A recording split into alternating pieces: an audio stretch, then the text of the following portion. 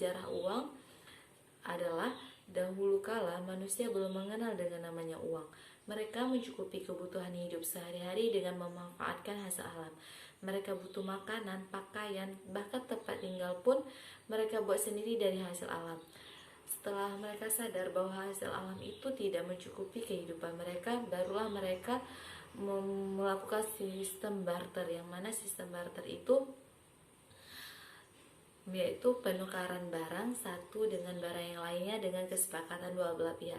Setelah sistem barter itu juga kurang efisien bagi mereka, barulah mereka membuat uang logam. Uang logam itu terbuat dari emas dan perak.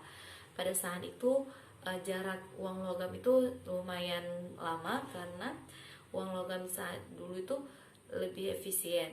Bahkan terus sayangnya uang logam sayangnya harga barang terus naik, sedangkan uang logam nominalnya itu saat itu sangatlah terbatas.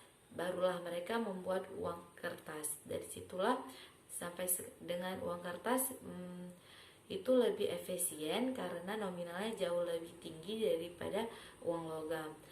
Dan sampai sekarang pun uang kertas masih digunakan oleh masyarakat, sedangkan uang logam yang tadi hanya digunakan untuk harga tertentu, untuk ukuran nominal yang dalam masyarakat, baik untuk barang produksi maupun jasa. Terus dalam konsep Islam tidak dikenal dengan the money, the man of speculation. Uang hanyalah milik Allah Subhanahu wa Ta'ala yang diamanahkan kepada kita untuk dipergunakan sebaik mungkin kita dan masyarakat. Fungsi uang dalam ekonomi Islam yaitu sebagai ukuran nilai harga, ukuran media penyimpanan nilai, dan media transaksi.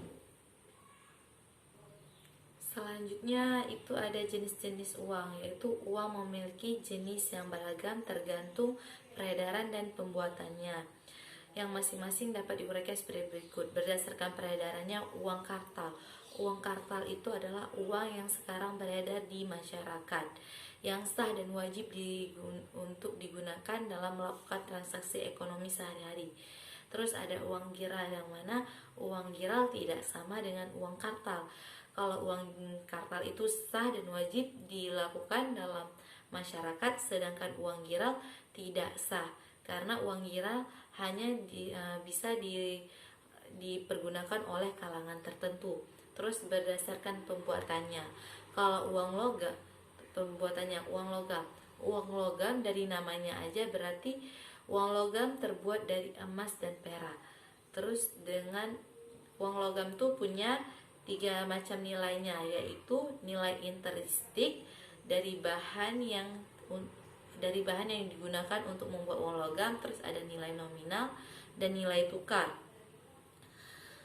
Terus dari ketiga jenis uang logam tersebut, nilai yang digunakan adalah nilai nominal. Jadi nilai uang logam sesuai dengan nominal yang tertera pada uang tersebut.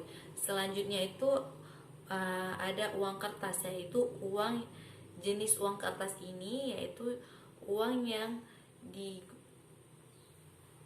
terus ada uang kertas. Uang kertas itu jenis bahannya itu terbuat dari kertas khusus yang tidak mudah rusak ataupun sobek.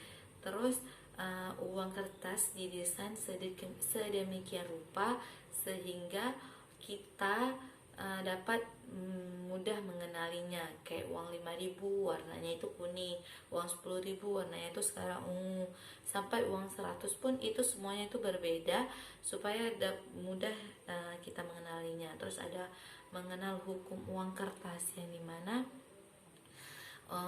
ulama banyak berpendapat tentang hukum mengenal uang kertas karena banyak pendapatnya. Itu salah satunya itu adalah pendapat yang pertama, uang kertas adalah surat piutang yang dikeluarkan oleh suatu negara atau instansi yang ditunjuk. Berarti terus ulama bilang pendapat ini lemah atau kurang kuat dikarenakan bila pendapat ini benar-benar diterapkan berarti tidak dibenarkan membeli sesuatu yang belum ada atau yang disebut dengan pemesanan atau salam. Berarti kalau yang di sini bilang kita tidak boleh membeli sesuatu seperti yang di Shopee sekarang, Shopee, Lazada, apa Bukalapak, kan itu kita pesan dulu baru kita tengok barangnya. Berarti kalau yang menurut ulama ini berpendapat itu tidak boleh dilakukan dalam ekonomi syariah. Baik, cukup sekian presentasi dari saya. Jika